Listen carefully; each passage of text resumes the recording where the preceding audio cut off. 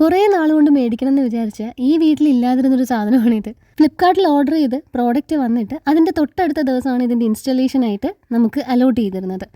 സാധനം ഒരു സ്റ്റഡി ടേബിളാണ്. തയ്യൽ മെഷീനിൽ ഞാൻ തയ്ക്കാൻ ഉപയോഗിക്കുന്ന ചെയറിലാണ് അവൻ ബാഗ് വെച്ചുകൊണ്ടിരുന്നത്. കയ്യിൽ കിട്ടിയ എക്സൈറ്റ്മെൻറ്റ് കൊണ്ട് ഞങ്ങൾ ആദ്യം ഇതൊന്ന് ഇൻസ്റ്റാൾ ചെയ്യാൻ പറ്റുമോ എന്ന് നോക്കി. പക്ഷേ അത്രയും നട്ട്സും ബോൾട്ടും ഒക്കെ കണ്ടപ്പോൾ മനസ്സിലായി അവർ തന്നെ വന്ന് ഇൻസ്റ്റാൾ ചെയ്യുന്നതായിരിക്കും അതിൻ്റെ ശരിയെന്ന്. പ്രോഡക്റ്റ് ഡെലിവറി ചെയ്യുന്നതിൻ്റെ തൊട്ടടുത്ത ദിവസം തന്നെ നമുക്ക് ഇതുപോലെ അവർ തന്നെ വന്ന് ഇൻസ്റ്റാൾ ചെയ്ത് തരും. ഇൻസ്റ്റാൾ ചെയ്യാമെന്ന ചെക്കന് ഇത്തിരി കോൾഡ് ഉണ്ടെന്നുള്ളത് എനിക്ക് മനസ്സിലായിട്ട് അവന് കൊടുക്കാനുള്ള ജ്യൂസ് ഞാൻ നേരത്തെ ഡൈനിങ് ടേബിളിൽ ഒഴിച്ചു വെച്ചു. ഞാൻ ആദ്യം വിചാരിച്ചിരുന്നത് പണി പറ്റി ഇതിന് വീതിയില്ലെന്നാണ്. പക്ഷേ ഇങ്ങനെ ഒരു സാധനം ഇങ്ങനെ തുറന്നു വെച്ച് കഴിഞ്ഞാൽ വീതിക്ക് നമുക്ക് ഈ ടേബിൾ കിട്ടുമെന്ന് അവൻ പറഞ്ഞപ്പോഴാണ് എനിക്ക് മനസ്സിലായത്. OTP ഒക്കെ അയച്ചു കഴിഞ്ഞപ്പോഴേക്ക് ഡൈനിങ് ടേബിളും ഈ ഒരു സ്റ്റഡി ടേബിളുമായിട്ട് ഒത്തിരി ക്ലോസ് ആയതുപോലെ തോന്നിയിട്ട് ഞാനത് കുറച്ച് അങ്ങോട്ട് നീക്കി. നമ്മുടെ ടേബിൾ നിലു ഉറക്കണീറ്റ് വന്നതേ ഉള്ളൂ. ഇൻസ്റ്റലേഷനായിട്ട് ആൾ വരുന്നു എന്ന് വിളിച്ചിട്ട് ഞാൻ സ്കൂളിൽ നിന്ന് ഇങ്ങോട്ട് പോരുന്നത്. ആലൻ എത്തിയിട്ടില്ലായിരുന്നു. പക്ഷേ ഞാൻ വന്ന് ഒരു 10 മിനിറ്റിനുള്ളിൽ ആലൻ വരികയും ചെയ്തു.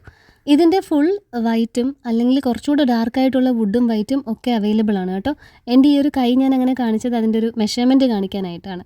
നമുക്ക് നല്ല സ്റ്റോറേജ് സ്പേസ് ഒക്കെ ഉണ്ട്. ഈ ഒരു മിഡിൽ റാക്കിന് ഇതുപോലെ ലോക്കും ഉണ്ട്. ഫുൾ വൈറ്റ് ആയിരുന്നു എനിക്ക് റിവ്യൂസൊക്കെ കണ്ടപ്പോൾ ഒരുപാട് ഇഷ്ടപ്പെട്ടത്. പിന്നെ ലാസ്റ്റ് മൊമെൻറ്റിൽ എനിക്ക് എന്തോ തോന്നിയിട്ടാണ് ഞാൻ ഈ ഒരു would finish plus white choose ചെയ്തത്. പക്ഷേ എനിക്കിത് കണ്ടപ്പോൾ അതിൻ്റെ ആ ഒരു പൂർണ്ണ രൂപം കണ്ടപ്പോൾ ഇത് തന്നെയായിരുന്നു ഇവിടെ ചേരുന്നത് എന്നാണ് തോന്നിയത്.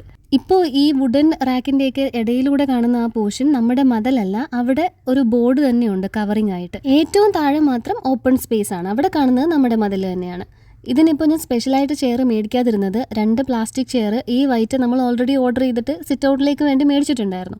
പഠിക്കാനിരിക്കുന്ന സമയത്ത് എനിക്കും അവനുമായിട്ട് ആ 2 ചെയർ എടുത്ത് ഇവിടെ ഇടാവുന്നുള്ളതേ ഉള്ളൂ. എപ്പോഴും ഇവിടെ ഒരു ചെയർ കിടന്നാൽ നമുക്കത് സ്പേസ് കുറച്ച് കുറഞ്ഞു പോകും. എനിക്കിങ്ങനെ നല്ല സ്പേസ് തോന്നിക്കണം വീട്ടിന്. കുറച്ച് സാധനങ്ങൾ മാത്രം വെച്ചിട്ട് നല്ല രീതിയിൽ സ്പേസ് വേണമെന്നാണ് എൻ്റെ ഒരു കാഴ്ചപ്പാട് വീട് കാണാനായിട്ട്. അപ്പോൾ പഠിത്തം കഴിയുമ്പോഴത്തേക്ക് ചെയർ കൊണ്ട് തിരിച്ചിടുകയും ചെയ്യാമല്ലോ. ഇതാണെങ്കിൽ എനിക്ക് അത്യാവശ്യം നല്ല മാച്ചിങ്ങുമായിട്ടാണ് തോന്നിയത്. ഇൻസ്റ്റലേഷനൊക്കെ കഴിഞ്ഞപ്പോഴത്തേക്ക് തന്നെ ഞാൻ തിരിച്ച് സ്കൂളിലേക്ക് പോയിരുന്നു. വൈകുന്നേരം വന്നിട്ടാണ് പിന്നെ ബാക്കി ഡീറ്റെയിൽഡ് വീഡിയോസൊക്കെ എടുക്കുന്നത്. സ്കൂളിൽ നിന്ന് വന്ന പാടെ തന്നെ ഇത് കണ്ട് ഇഷ്ടപ്പെട്ടിട്ട് കുക്കു സാർ ഓരോ സാധനങ്ങളായിട്ട് അതിൽ കൊണ്ട് വെക്കാൻ തുടങ്ങി. അവൻ്റെ കത്രിക, പശ, സെല്ലോ ടേപ്പ്, അതുപോലെ നിലു എടുക്കരുതെന്ന് അവനുള്ളതൊക്കെ അവൻ ആ ലോക്കുള്ള ഒരു റാക്കിൽ വെച്ചിട്ട് പൂട്ടിയെടുക്കും. താക്കോൽ അവൻ തന്നെ കീപ്പ് ചെയ്യും. സ്വന്തമായിട്ടൊരു പൂട്ടും താക്കോലൊക്കെ കിട്ടിയതിൻ്റെ സന്തോഷവും ഉണ്ട് ആൾക്ക്.